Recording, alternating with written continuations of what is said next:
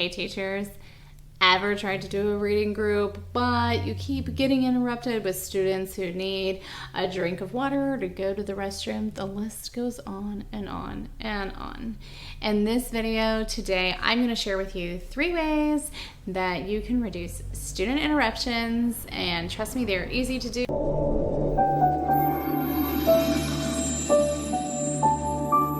Our first one, and my most favorite actually, it's behind me, is hand signals. I'm gonna pull one off so you guys can see. So basically it's a number, and when they hold up that, it means that. And this allows you to make eye contact with a student and nod or say no without speaking. So I am gonna show you. So basically I could be talking, I'm reading a book, I see that they're holding up a 3, so I know in my mind they need water, and I say, yep, you can go. And it's so wonderful because you don't even have to miss a beat while you're teaching. I'm telling you guys, if you have not tried silent hand signals, they are a game changer. I also teach my kids, by the way, that they need to make eye contact with me. They can't just hold up a 3 and then go. We have to make eye contact, and I'll either tell them yes or no. We practice all of those good things. Truly, truly, once I started using those in my classroom, it was amazing. It was amazing. If you do not use those, I highly recommend using something like that, even for older students. Thing number 2 is slides.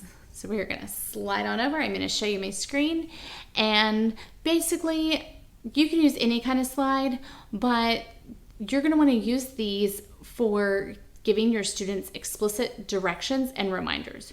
We all have those students who, 1, they're not listening, or 2, they just forgot, right? When have you ever had someone tell you like 3 things that you're gonna do, and then you can only remember the first one, and then after that you're like, wait a second, what are we supposed to do next? It happens to me all the time at the gym. I have like a boot camp that I go to, and they'll go through 6 exercises, and I'll get to an exercise and I can't remember what in the world we were supposed to be doing. But if there's a board there that I can read what we're supposed to be doing, it helps trigger my memory so much. And your kids need this too. So it can be on your whiteboard, or you can use a computer screen. You need to be using slides. You can use them for a couple of different things. You can, I like to have them for like arrival. So when they come in, step by step, what do I want them to do?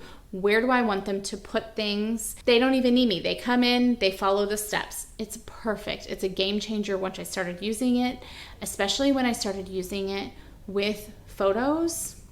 It was so good, guys. Directions for an activity. Oh, can I use markers? Can I use this? It'll say it on the slide. I need to write my name with a pencil, color with crayons. Cut it out. You put it on the board for them. Or with groups. I love using it for groups too. You put their names on little slides. They look and they see what their center is and what they're supposed to be doing there. It keeps them from having to come ask you and interrupt you and say, what were we doing again? What was this? It allows you to do whatever you need to be doing as the teacher, and they can reference that on the board. Tip number 3, ask 3 before me. I don't use this all of the time, but especially like if I know I'm going to be doing something like reading groups, or I know that there's like a student that's really going to need my help, I want them to ask 3 friends first. And I teach them how to do this. They should start at their table, whoever's closest to them, not like, oh, my friend Larissa, she's over there and I'm gonna go walk across the room and ask her what we're doing. No, start at your table, but you should ask 3 people before you come find me. And if those 3 people don't know, then yeah, you might need to come ask me. Although, I mean, obviously there's exceptions to these rules, but these are very generalized and for the most part. Another thing that you could do that I actually just saw that I thought was a cute idea is kind of a similar idea, and it's a mini teacher. So basically you pick someone who's always following the directions, who knows what's going on, and you see that they're doing the right thing. They get a badge, a mini teacher, and they're able to help people. Or if they finish, then they can also become the mini teacher, and they could walk around and help people in between doing something else that they're doing, because their job really shouldn't be just to teach. But some kids really love to help, and it's a fun way to get to help for the day. I have a bonus tip for you. So my bonus tip is to practice. I know that sounds silly, but really, truly, the more you practice, the better your students are going to be. If you choose to use hand signals, you need to practice using the hand signals all the time, constantly. If someone raises their hand and says, "Can I get a drink of water?" I say, "Okay, what's the hand signal for that?" We all look at it, we practice. Okay, if we want a drink of water, what do?